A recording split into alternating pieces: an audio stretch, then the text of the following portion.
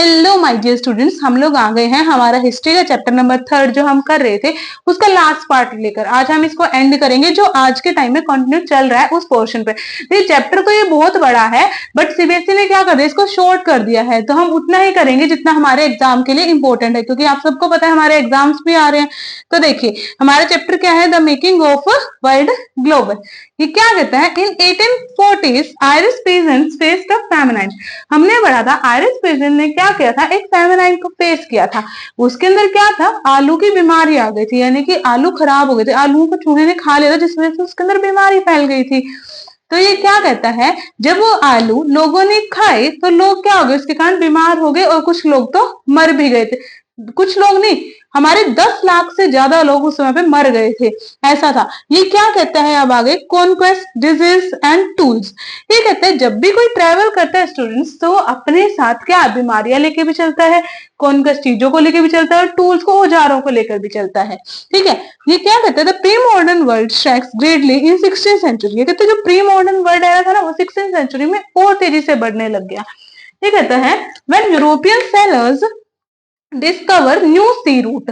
जब यूरोपियंस के जो सेलर्स थे उन्होंने क्या किया स्टूडेंट्स, एक नए रूट का, उस रूट, कौन सा रूट था, सी रूट, यानी कि समुद्र के रास्ते को डिस्कवर कर लिया, खोज कर लिया। यानी कि अब सिर्फ वो लोग सिल्क रूट के माध्यम से नहीं जा रहे थे, उन्होंने नया रास्ता और खोज लिया। ठीक है, ये कहते हैं अमेरिका। अमेरिका के अंदर दो जगह थी, एक तो हमारी पेरू एंड मैक्सिको। ये दोनों जगह क्या था स्टूडेंट्स, रिच थी सिल्वर के अंदर, यानी कि सिल्वर इनके पास बहुत ज्यादा मात्रा में थी, चांदी। ये कहता है precious metals also enhanced Europe's wealth and finance its trades with Asia. ये कहता है जो हमारे प्रीशियस मेटल यानी कि जो हमारा सिल्वर था, इसकी वजह से हमारी जो यूरोप की वेल्थ थी, यानी कि उनके पास जो पैसा था वो क्या होती, इंक्रीज होती, और उसके साथ साथ जो हमारा पैसा था वो व्यापार करने में भी, किसके साथ, एशिया के साथ व्यापार करने में भी सहायक था। ये क्या कहता है, in 17th century legends of South America wealth needs many expeditions in search. ये कहता है 17th सेंचुरी के अंदर जो हमारे लेजेंड्स थे, कहाँ के, साउथ अमेरिका के, उन्होंने क्या किया, अपनी वेल्थ को बढ़ाने के लिए बहुत सारी नई नई खोज की। और किसके द्वारा, ई डार्डो के द्वारा, the mythical city of gold, यानी कि इसको क्या बोला था, गोल्ड की सिटी, यानी कि सोने का शहर। दूसरा कौन है, इजेंट डार्डो, इसको भी क्या बोला था, सिटी ऑफ गोल्ड। और ये कौन थे, यूरोपियंस की बात करता है। अब बात करता है हमारे पास, ये कहता है अब ना दिमाग में आती है किस किसके, पोर्टुगीज को, स्पेनिश के, कि हम लोग क्या करते हैं, हम लोग अमेरिका को इंक्वायर कर लेते हैं, यानी कि हम लोग अमेरिका पे अपना राज जमा लेते हैं। अब देखो, अब बताओ क्या किसी के ऊपर अपना राज जमाना आसान है, नहीं है ना। और वो भी अमेरिका, जो हमने पढ़ा कि rich in silver, rich in gold था, उसके ऊपर क्या राज जमाना इजी गोइंग है, नहीं है ना। तो अब ये क्या करते हैं, तो उस समय पे इनका राज होता है, वो लोग कॉन्क्वायर कर लेते हैं हमारे अमेरिका को। अब वो कैसे करते हैं वो सुनते हैं।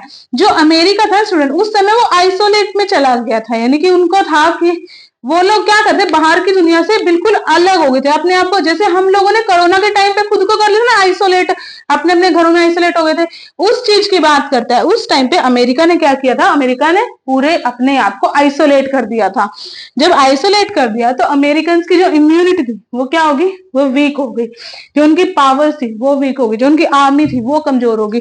और दूसरी चीज, इन दोनों ने मिलकर क्या किया ना, पोर्टुगीज और स्पेनिश से, इन्होंने उसके ऊपर अटैक नहीं किया, आर्मी को लेके गए, गोली बारूद नहीं चलाए, इन्होंने अपने लोगों को भेजा, पीपल्स को भेजा, ऐसे लोगों को जिनको बीमारी हो रखी थी स्मॉल पॉक्स की। क्या बीमारी थी, स्मॉल पॉक्स।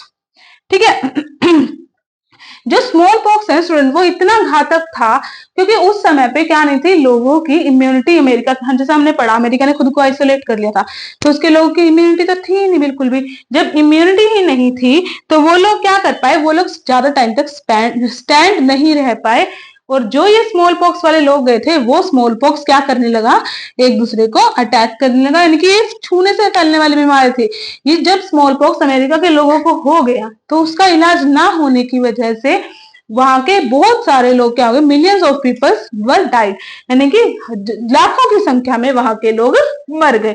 ये कहता है आगे, कॉन्क्वेस्ट डिसीजन ट्रेड, ट्रेड की बात करेगा, यानी कि व्यापार की बात करता है। अब हम पढ़ रहे हैं कि यूरोप में क्या होने लगा, हमने पढ़ा कि अमेरिका को कॉन्क्वायर कर लिया गया है ना सॉरी अब ये कह रहा है यूरोप में ना बहुत तेजी से उसकी जनसंख्या बढ़ने लगी, यानी कि रैपिड ग्रोथ होने लगा उनकी पॉपुलेशंस के अंदर।